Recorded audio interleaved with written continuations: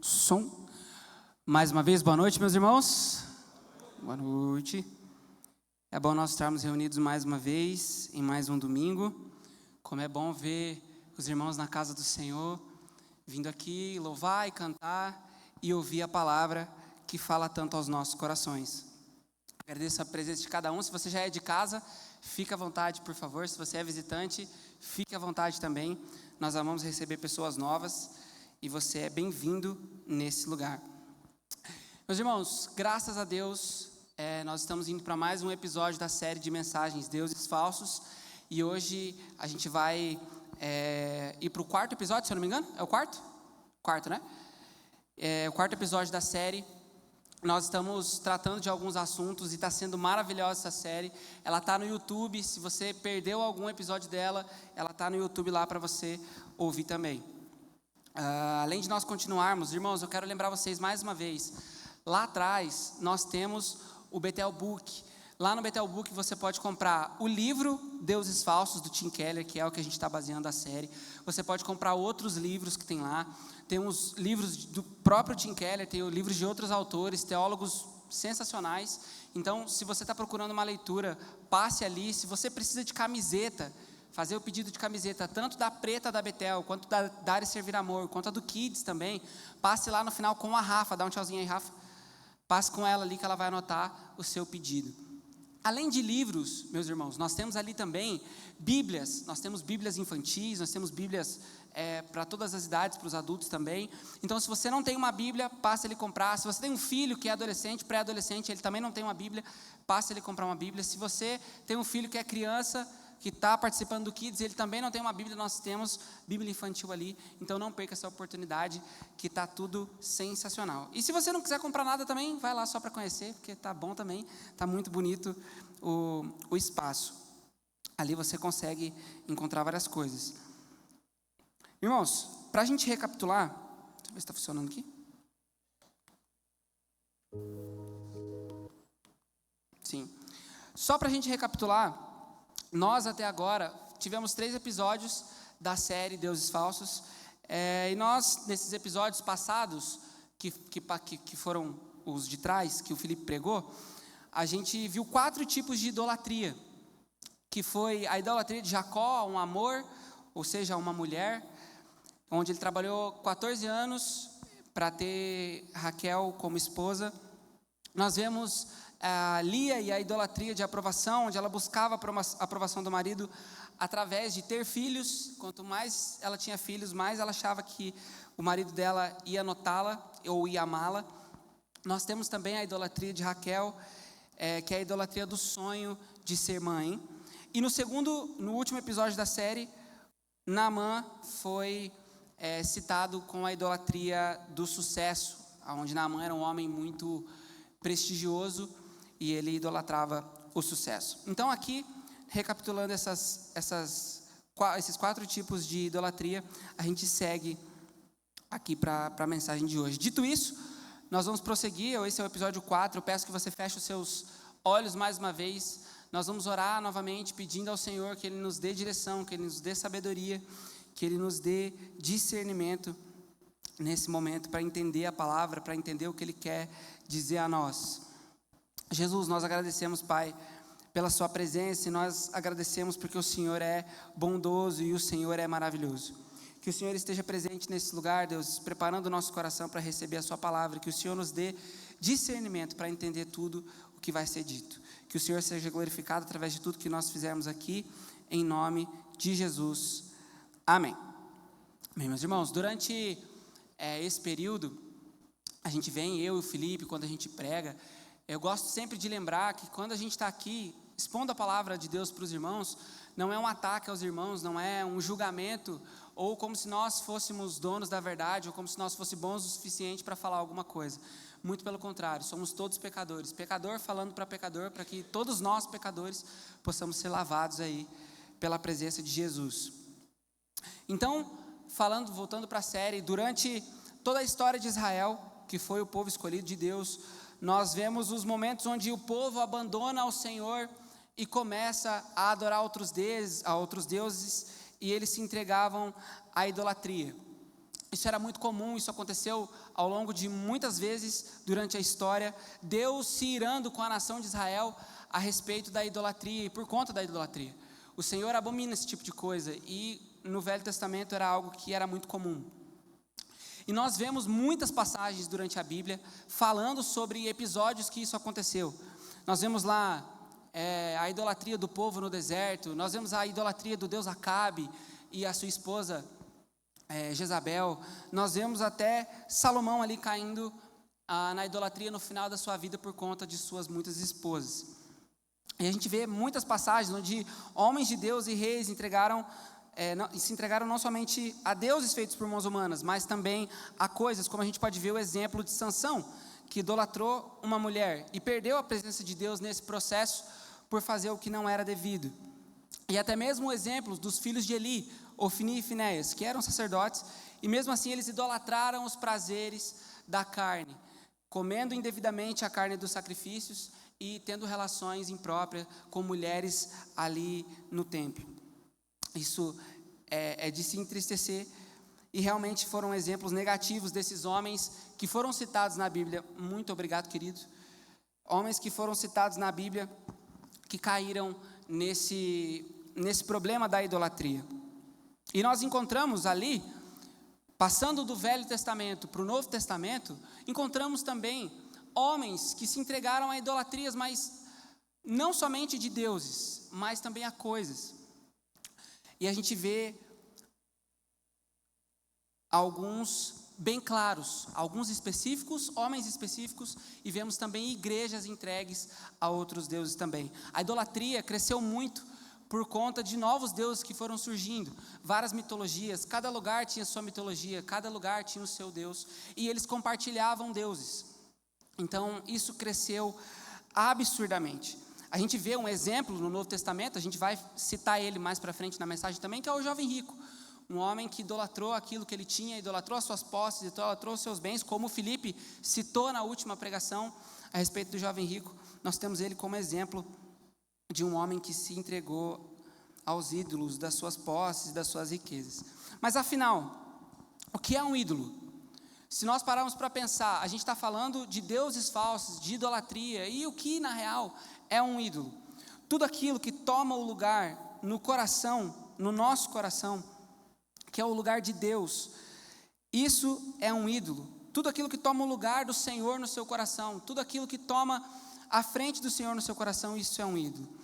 E nos ídolos, os ídolos são aqueles em quem nós confiamos, são aqueles em quem nós pensamos e nós buscamos refúgio.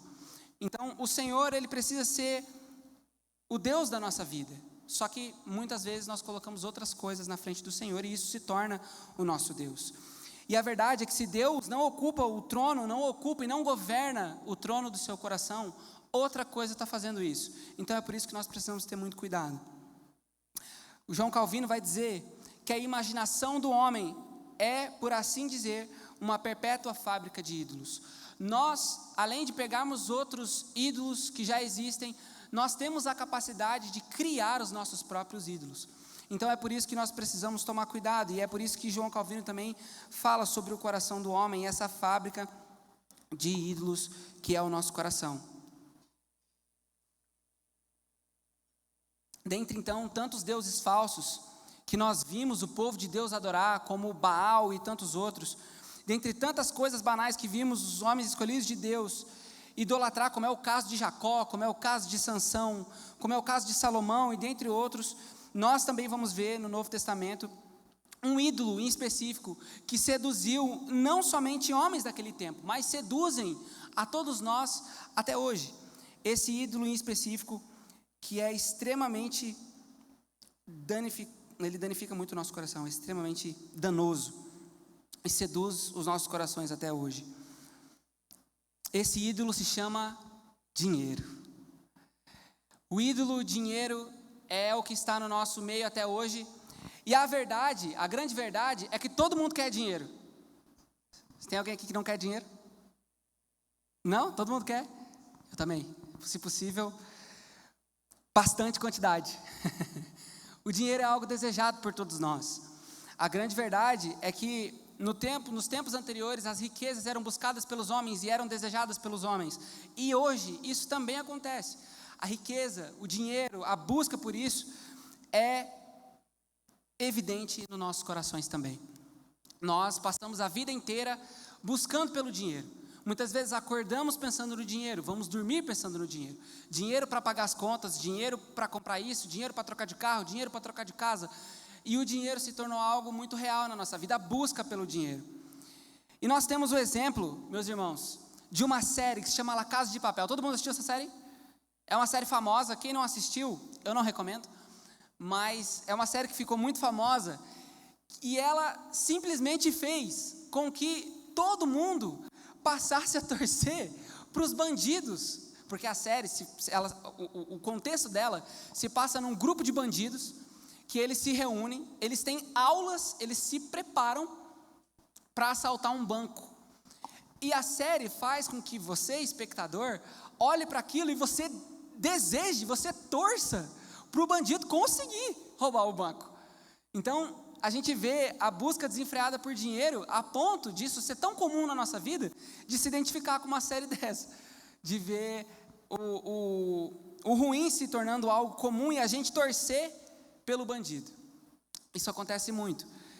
E aí, saindo da série, esse é só um exemplo de uma coisa atual que a gente vê, entre tantas outras séries que fazem isso também, fazem a gente torcer pelo vilão, torcer pelo bandido.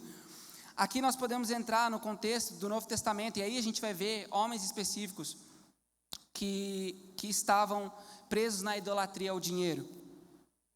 Nós vemos no Novo Testamento alguns homens, a gente vai ver eles. O primeiro é Mateus. Mateus era judeu e ele se tornou um publicano. Um publicano era um cobrador de impostos, e esse cobrador de impostos, ele não era bem visto pela sociedade judaica, porque ele era visto como um traidor. O judeu que deixava suas práticas e passava a cobrar impostos dos próprios judeus, eram vistos como traidor. E a proposta de Roma para os cobradores de imposto era quase irrecusável. O dinheiro que era oferecido, o salário era algo muito alto. Os cobradores de impostos, eles eram uns dos homens mais ricos, se comparado à sociedade judaica. Então eles viviam com conforto, sim, eles viviam com certo luxo. E Mateus era um desses homens, ele era judeu e se tornou um publicano, por conta realmente do conforto e para ter uma vida mais tranquila, com dinheiro. A gente já falou dele, mas eu vou citar aqui só para desencargo, que é o jovem rico. O jovem rico é outro que é explícito. Nós vemos na vida dele o quanto ele amou e idolatrou o dinheiro durante a sua vida. Ele achava que ele podia ter tudo e ele achava que ele era autossuficiente. Nós vemos isso na vida do jovem rico. E por último, nós vemos também um homem que era um idólatra do dinheiro, que era Zaqueu. Zaqueu era um homem também muito poderoso. Nós vamos entrar em mais detalhes logo falando sobre Zaqueu. O dinheiro é algo extremamente perigoso, e nós vemos não só na vida desses homens, como nós vemos nos tempos atuais também. Homens poderosos, com muito dinheiro, que não se contentam com o só o que têm. Homens que desejam cada vez mais e mais e não se importam de destruir nações, de destruir pessoas, de destruir o que quer que seja para ter mais e mais dinheiro. A idolatria ao dinheiro virou algo comum nos nossos dias e cada vez se tem se tornado mais forte. Martim Lutero, ele diz que o dinheiro é o Deus mais comum na terra, onde nós temos a facilidade gigantesca de deixar o dinheiro nos corromper.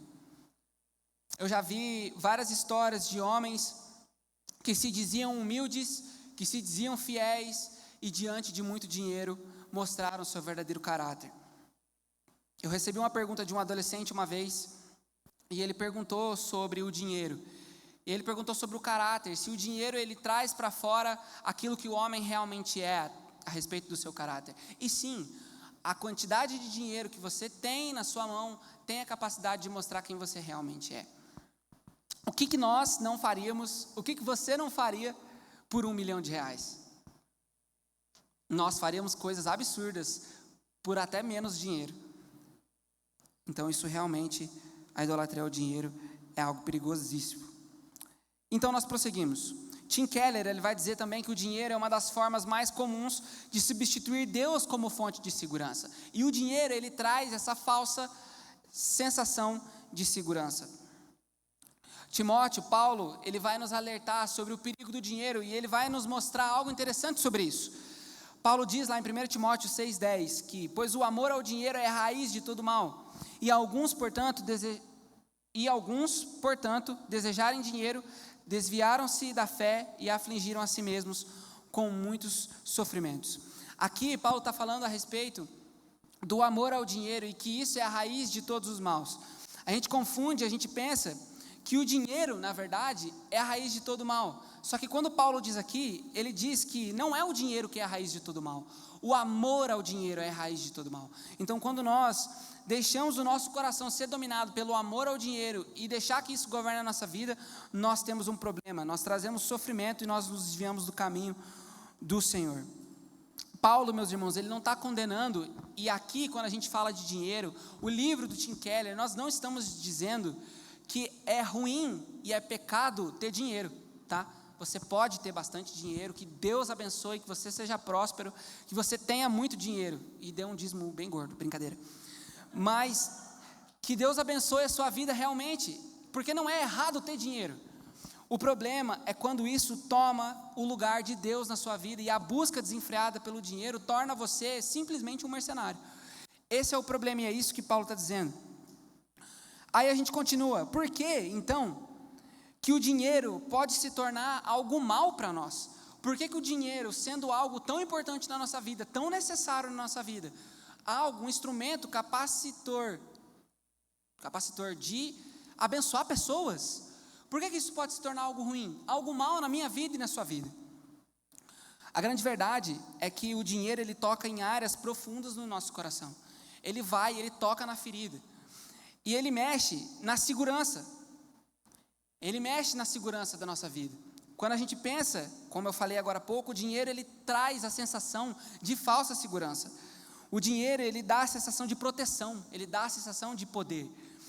E isso não é real, não é verdadeira essa sensação. É falso poder, é falsa proteção, é falsa segurança. A pessoa que começa a confiar muito no dinheiro, passa a confiar mais no dinheiro do que em Deus.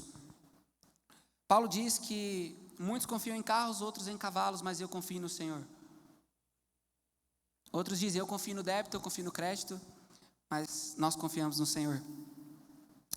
Que o Senhor tenha misericórdia das nossas vidas a respeito de dinheiro e que Ele não traga a segurança que você deveria buscar em Deus. A outra coisa que é uma área profunda da nossa vida que o dinheiro toca é a respeito da nossa identidade.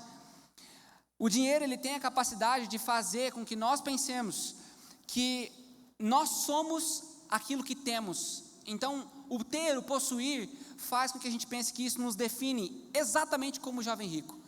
E isso é um problema, porque nós não somos aquilo que nós possuímos. Eu e você, nós não somos aquilo que nós temos. Valor pessoal não é a respeito de financeiro. O valor que a gente tem não é a respeito do quanto a gente possui, mas o quão perto de Deus nós estamos. E aí, o terceiro é o controle. O dinheiro, ele dá a falsa sensação de controle. O dinheiro dá poder, ou falso poder de decisão. Ele faz a gente acreditar que nós podemos decidir algo na vida de alguém, ou podemos ser prepotentes a ponto de acharmos que o dinheiro compra tudo e faz tudo, e a gente pode fazer todas as coisas.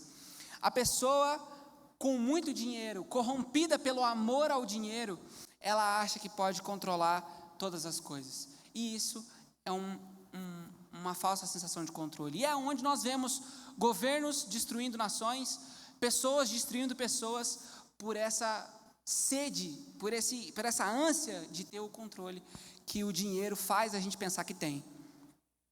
E aí a outra área é satisfação.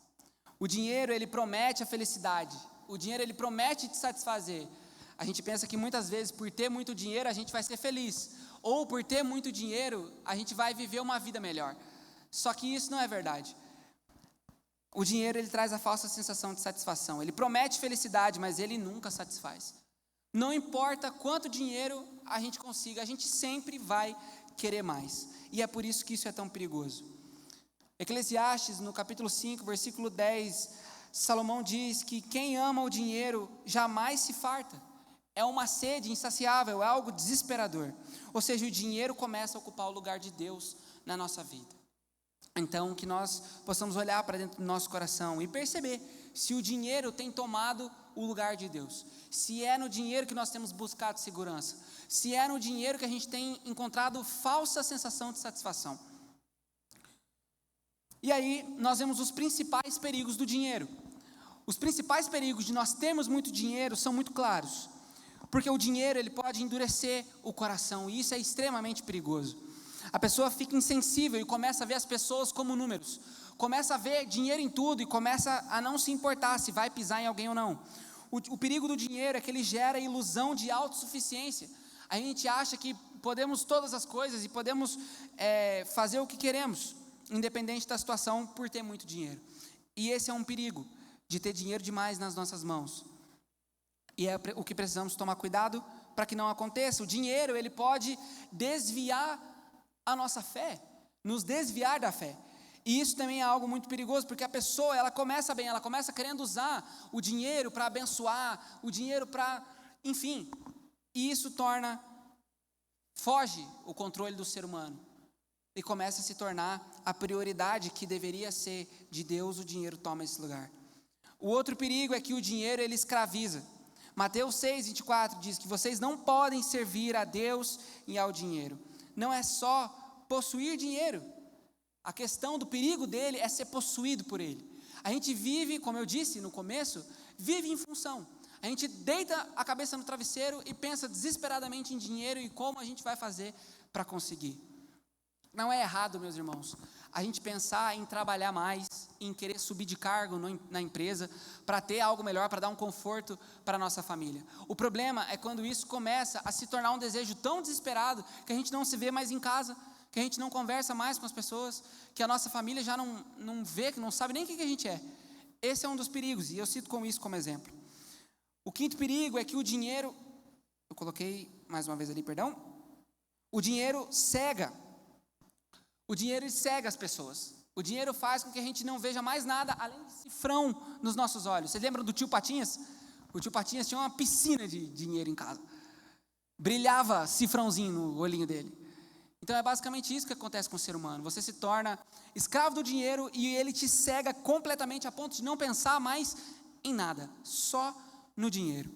A pessoa, ela não percebe a própria ganância. Nós não conseguimos perceber. Quando o dinheiro cega, nós não conseguimos mais perceber a nossa própria ganância. E a gente sempre acha que o que a gente tem é pouco. Ser cegado pelo dinheiro é um grande problema. Tem mais um aqui, que foi o que era para ser um dos pontos que está repetido ali, que é que o dinheiro promete o que ele não entrega. O dinheiro promete paz, ele promete sentido, ele promete alegria verdadeira, mas ele não entrega nada disso. O dinheiro atrai, muito dinheiro, atrai pessoas interesseiras, atrai sentimento falso, atrai tudo que é tipo de coisa ruim. Porque tudo que a gente precisa, todas essas coisas que são vazios no nosso coração, somente Deus entrega isso para nós. Satisfação, alegria verdadeira, é só o Senhor que pode nos dar isso. E mais uma vez, meus irmãos, não tem nada errado de você ter dinheiro. Errado é fazer o dinheiro a coisa mais importante da sua vida. Charles Spurgeon, ele vai dizer que nós devemos usar o dinheiro, nunca amá-lo. Nós precisamos usar o dinheiro para abençoar pessoas. A palavra de Deus diz que nós vamos ser enriquecidos para que nós possamos ser cada vez mais generosos. Então, nós precisamos usar o dinheiro para a glória de Deus e não ser usados por Ele, escravos do dinheiro. Nós não podemos amar o dinheiro. E aí nós vamos entrar agora, sobre o que eu citei, na vida de Zaqueu, lá em Lucas 19, versículo 1 e 2. Vai apresentar Zaqueu para nós. A palavra de Deus diz assim: Jesus entrou em Jericó e atravessava a cidade. Havia ali um homem rico chamado Zaqueu, chefe dos publicanos. Ele não era só um publicano, ele era o chefe dos publicanos. Ele era o publicano dos publicanos. Então, ele era um homem extremamente poderoso. A gente vai falar um pouco mais sobre Zaqueu e detalhar quem ele era. O nome Zaqueu, ele é de origem grega, Zacaios, e significa puro ou justo, o que não condizia muito com a reputação daquele homem, porque Zaqueu, ele não era somente publicano, ele não era visto só como um traidor, ele extorquia as pessoas. Ele, além de cobrar impostos do seu próprio povo, ele extorquia muito mais do que as pessoas deveriam pagar, por puro amor ao dinheiro, e não era nada de justo, e não era nada de puro. Zaqueu era um homem que morava em Jericó, e ele era cobrador de impostos e chefe dos publicanos. Ele era um homem extremamente poderoso e rico. Zaqueu não apenas cobrava, como eu acabei de dizer, ele extorquia o povo, ele cobrava mais do que devia cobrar. E Zaqueu amava o seu ídolo, um ídolo chamado dinheiro. Zaqueu amava esse ídolo e ele fazia de tudo por ele, a ponto de tirar da boca de quem precisava para enriquecer a si próprio, para encher os próprios bolsos. E aí, a gente vê 3 etapas da vida de Zaqueu, do auge do amor ao dinheiro dele até a queda desse ídolo. E a primeira etapa é: Zaqueu era um publicano pecador que desejou conhecer Jesus. Em algum momento, Zaqueu deve ter ouvido a respeito da fama de Jesus e a respeito de que o Messias havia aparecido, o Messias que os judeus tinham tanto esperado durante tanto tempo. A palavra de Deus diz ali em Lucas 9:3, ele queria ver quem era Jesus, mas sendo de pequena estatura, não o conseguia por causa da multidão. A Bíblia fala que Zaqueu, ele era baixinho, e ele escutou que Jesus estava se aproximando de Jericó, e ele desejou ver a Jesus. Ele desejou olhar e ter um contato com Jesus, mas ele era muito pequeno, e sempre onde Jesus estava, havia uma grande multidão. E quando Zaqueu soube que Jesus estava chegando, ele desejou ver Jesus. Só que aqui a gente tem uma coisa muito interessante que eu estava pensando, vou compartilhar com os irmãos. É muito legal a gente pensar que Zaqueu, ele desejou conhecer a Cristo para ter uma vida transformada, para ter um relacionamento com Jesus, ou para se arrepender de tudo que ele havia feito, dos seus pecados, e ter a sua vida salva por Cristo. Mas, talvez, a motivação, eu não estou dizendo isso como verdade, tá, irmãos? Eu estou especulando isso, que isso pode fazer sentido. Talvez a motivação que levou Zaqueu a subir na árvore para ver Jesus, como vai dizer o texto, a gente já vai ver ele sobe então numa árvore, e a motivação dele para fazer isso talvez não fosse ser salvo ou ter um relacionamento com Cristo. Zaqueu, ele era judeu, ele ouviu falar grandes coisas do Senhor, e talvez ele tenha pensado que Jesus era o homem famoso e poderoso que os judeus acreditavam que o Messias seria, e por isso pode ter despertado o interesse de Zaqueu por conhecer Jesus. Talvez não por ter a vida transformada, mas por alimentar o ídolo do seu coração. Porque o judeu acreditava que viria um rei, o Messias, ele seria um rei extremamente rico, extremamente poderoso, conquistador. Talvez era isso que Zaqueu tinha na cabeça dele, ao escutar que Jesus estava vindo. Visto isso, a gente continua. Zaqueu, ele amava demais o ídolo dele, e ele viu uma oportunidade de expandir isso, porque ele ainda não havia se encontrado com Jesus, ele ainda não tinha tido contato com Cristo.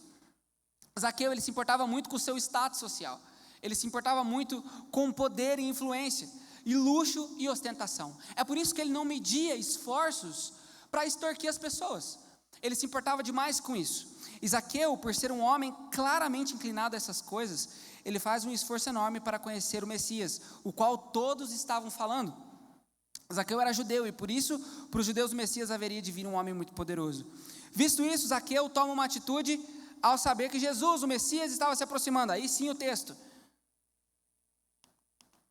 Assim correu adiante e subiu numa figueira brava para vê-lo, pois Jesus iria passar por ali. A Bíblia, ela diz algo a respeito de Zaqueu, não só por conta de ele ser baixinho, mas sobre a decisão que ele tomou de subir numa árvore, porque em culturas, meus irmãos, mais tradicionais como a judaica era, um homem adulto ser visto, trepado em cima de uma árvore, não era algo bem visto. Isso era motivo de zombaria, uma grande zombaria. Um homem adulto, ele seria ridicularizado em ver e ser visto numa árvore. Mas, o que a gente não faz por alimentar o ídolo do nosso coração? Zaqueu, ele não pensou 2 vezes, e subiu. Qual era a real motivação de Zaqueu ter se exposto dessa maneira? Qual era a real motivação de Zaqueu ter subido naquela figueira? E a pergunta que fica é, para nós hoje, contextualizando para nós, qual é a nossa real motivação para se aproximar de Jesus? Qual que é a sua real motivação para estar aqui na presença dele? Será que a nossa motivação é ter um título de cristão? É poder dizer que nós somos cristãos? Ou garantir a nossa ida para o céu? Talvez seja ter a solução em Cristo para todos os nossos problemas, como se ele fosse alguém disposto a fazer tudo que a gente quer. Quais têm sido as verdadeiras intenções do nosso coração ao se aproximar de Jesus?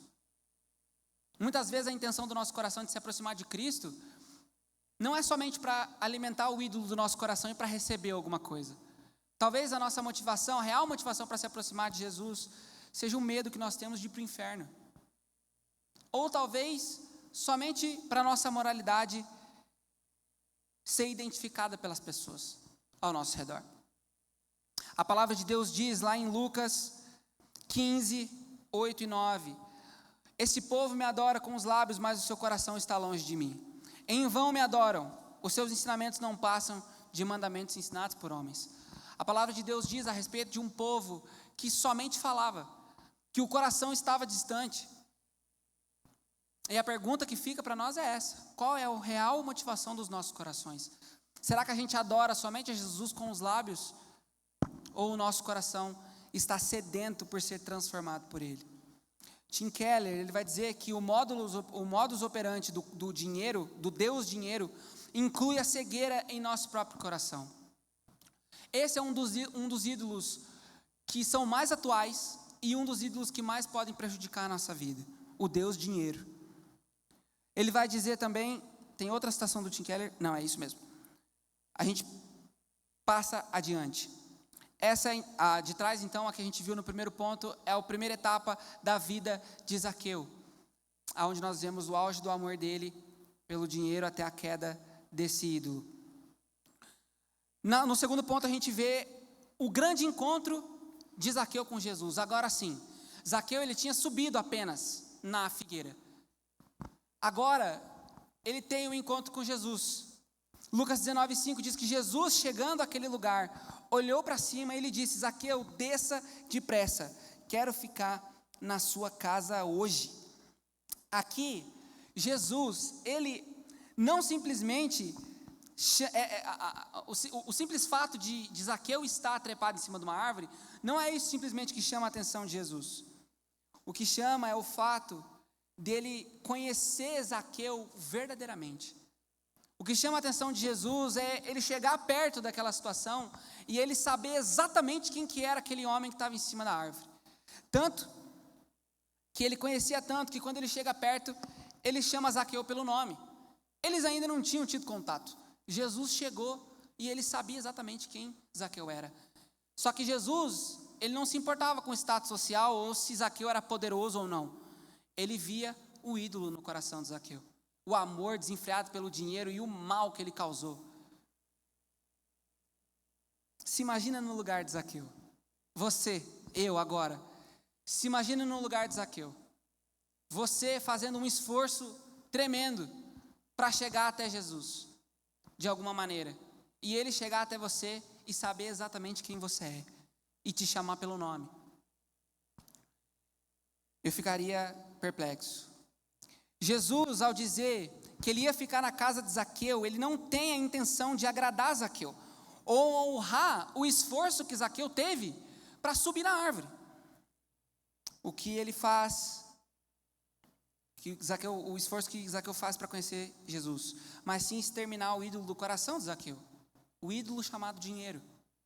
A intenção de Jesus não era simplesmente: nossa, Zaqueu, que legal que você subiu na árvore, parabéns, você é muito bom. Agora eu vou te recompensar ficando na tua casa. Não, a intenção de Jesus era aniquilar, de uma vez por todas, o ídolo que escravizava a vida de Zaqueu. E o encontro de Jesus com ele foi tão forte que mudou quase que instantaneamente a vida de Zaqueu. E a grande verdade é que Jesus, você, meu irmão, que está aqui hoje, você que veio, Jesus, ele não te trouxe aqui para fazer você se sentir melhor. Ele quer entrar na sua vida e expulsar o ídolo que tem aí dentro. Jesus, ele não quer fazer você se sentir bem, simplesmente. Ele quer exterminar o ídolo do teu coração. Seja ele o dinheiro ou qualquer outro ídolo. A intenção de Jesus é fazer com que nós sejamos libertos dos ídolos do nosso coração. Ele quer governar a sua vida. E aí, quais têm sido as suas atitudes para chegar até Jesus? Qual tem sido a minha atitude, a sua atitude para chegar até Jesus? Podia até ser pela motivação errada, só que Zaqueu, ele tomou uma atitude para chegar. E qual tem sido a minha e a sua atitude? A nossa atitude para chegar até Jesus talvez é vir na igreja todo domingo? Será que isso é suficiente? Vir na igreja domingo após domingo, semana após semana? Será que isso é suficiente? Ou a gente só está atrás da multidão? Como Zaqueu teria ficado se não tivesse subido na árvore? A verdade, irmãos, é que a gente se contenta com isso. A gente vem na igreja domingo após domingo e a gente se contenta com isso. E o relacionamento com Jesus em casa, o relacionamento com as pessoas fica de lado. E o amor ao dinheiro e aos outros ídolos só cresce. Será que a nossa atitude para chegar até Jesus tem sido dar o dízimo assiduamente? Muitos pensam que por ser dizimista, assíduo, acha que tem um tratamento diferente com Deus. Eu dizimo. Deus, ele tem que prestar atenção nas minhas necessidades. E não é bem assim. Talvez a nossa atitude para chegar até Jesus é ter uma Bíblia aberta na prateleira de casa, lá no Salmo 91. Só que isso não é suficiente. É ficar atrás da multidão. Essa é a grande verdade. Ou talvez a nossa atitude é fazer uma oração antes de dormir. Eu quero chegar até Deus. Eu quero chegar até Cristo. Só que é somente isso.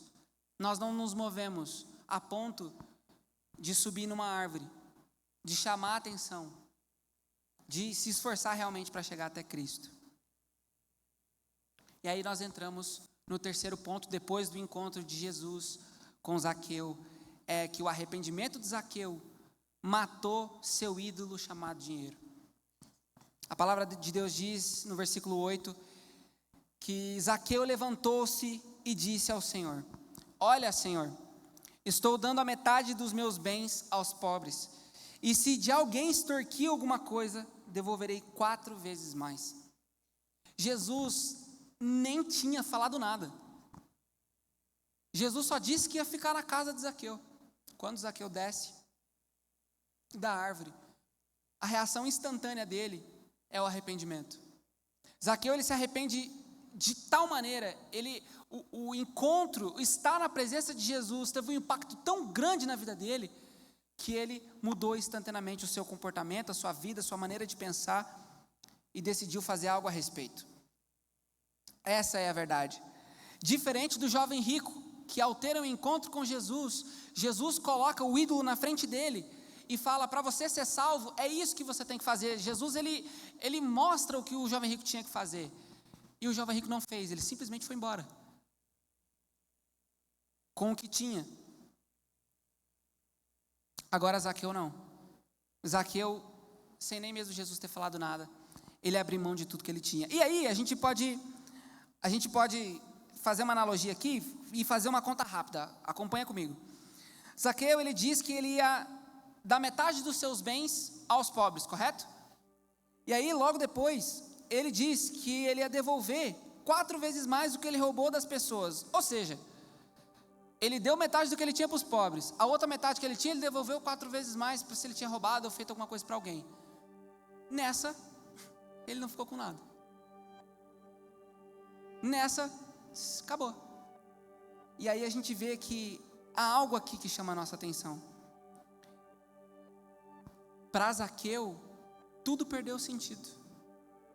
Tudo perdeu o valor. O dinheiro, as posses, tudo que ele tinha, o status, o poder, acabou, virou em absolutamente nada, perdeu completamente o valor, virou esterco. E qual é a única coisa que ficou na vida de Zaqueu? foi a presença de Jesus. Para ele bastou isso. Se eu vou ter dinheiro, se eu não vou ter, se eu vou ter o emprego, se eu não vou ter, se eu vou ter poder ou não, não me interessa mais. Para ele, a presença de Jesus bastava.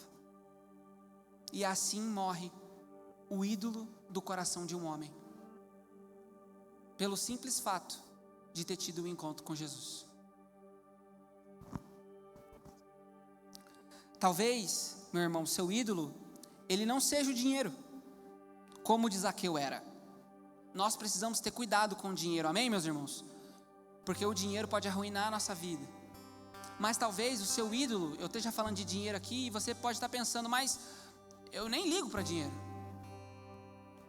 Talvez não seja o dinheiro o seu ídolo, mas talvez seja a sua religião.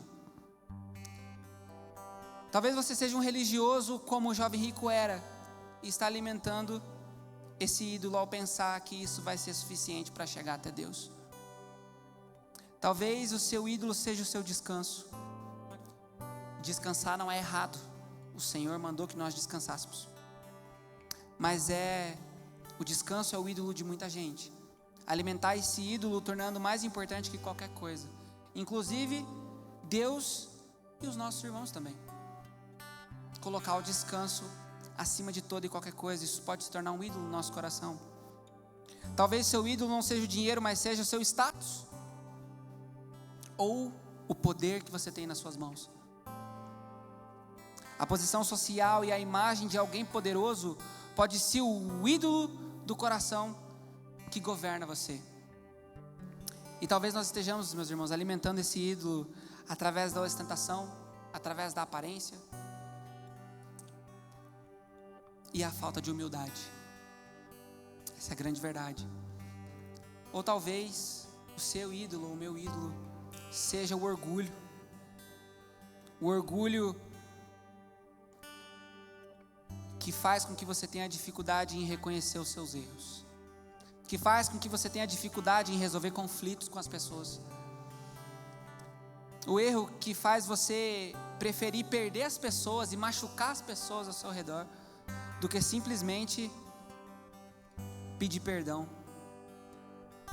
O orgulho que faz nós preferimos a razão, ter a razão, do que dar o braço a torcer e ficar em paz com Deus e com as pessoas. Quando Jesus ele entra na vida de Zaqueu, como eu disse há pouco, todo o resto perde o valor. O dinheiro já não vale mais nada. O ídolo dele sumiu. E diante disso, qual deve ser a nossa atitude? Seguindo o exemplo de Zaqueu, qual deve ser a nossa atitude? Primeira coisa, reconhecer o seu ídolo. Você sabe qual é o ídolo que governa o seu coração? A segunda atitude é buscar Jesus com a motivação certa. É buscar Jesus, meu irmão, não querendo nada em troca, não querendo receber uma bênção, querendo receber uma vitória, um milagre, mas é buscar Jesus porque simplesmente a gente é um bando de pecador miserável e a gente precisa da presença dele, para que a gente seja transformado como Zaqueu foi transformado todo dia. Não só num evento onde tem um louvor maravilhoso, não só numa fala de um pregador famoso, mas ser quebrantado como Zaqueu foi todo dia. Todo dia. E a terceira atitude, renuncie seu ídolo. Não importa qual seja ele, renuncie. Abandone e permita que o Senhor extermine ele do seu coração. Faça com que Jesus seja o único a sentar no trono da sua vida e governar a sua vida. Essas são as atitudes que nós precisamos ter. E então, para refletir e praticar, a busca pelo dinheiro não pode guiar a sua vida. A frase que o nosso querido pastor Valdir usou algumas vezes na vida e eu ouvi e me lembro disso, é que dessa vida a gente não vai levar nada, porque caixão não tem gaveta. A busca pelo dinheiro não pode guiar a nossa vida. Segunda coisa, renuncie seus ídolos, sejam eles quais forem. E terceiro, meu querido, hoje o Senhor está te chamando para segui-lo verdadeiramente. Não perca essa oportunidade. Hoje a igreja está bem vazia, muitos irmãos faltaram, mas essa pregação não é para quem faltou, essa pregação é para nós que estamos aqui. Se você veio, é porque Jesus queria dizer isso para você: abandone os ídolos do seu coração, e não perca a oportunidade de começar a seguir Jesus verdadeiramente. Que isso seja algo real nas nossas vidas, que a nossa atitude seja como a de Zaqueu, não como a do jovem rico. Amém, meus irmãos? Nós vamos cantar, vamos dizer mais uma vez, cantar essa canção mais uma vez. E ela diz que no mundo nós buscamos coisas, mas a gente não encontra no mundo.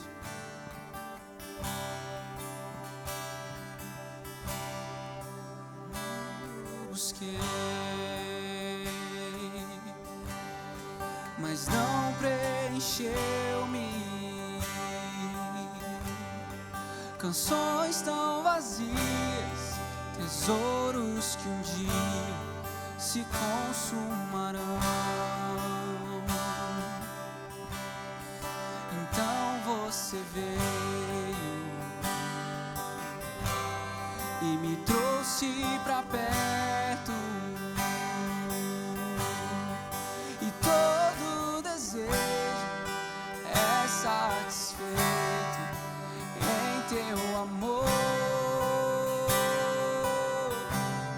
Cante. Não há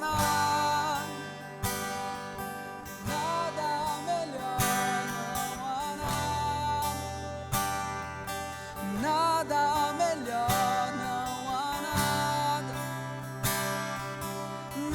melhor. Foi exatamente isso que o jovem rico sentiu. Não há nada melhor que a presença dele. Nada. Então que isso seja real nas nossas vidas. Peço que você se coloque de pé.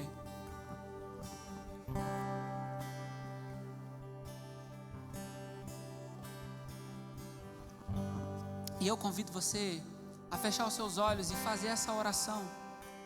Fazer uma oração a Cristo, entregando e pedindo para que Ele arranque de você todos os ídolos do seu coração. Seja ele o dinheiro, seja ele os prazeres, seja esse ídolo uma pessoa, seja esse ídolo um trabalho, seja esse ídolo o que quer que ele seja.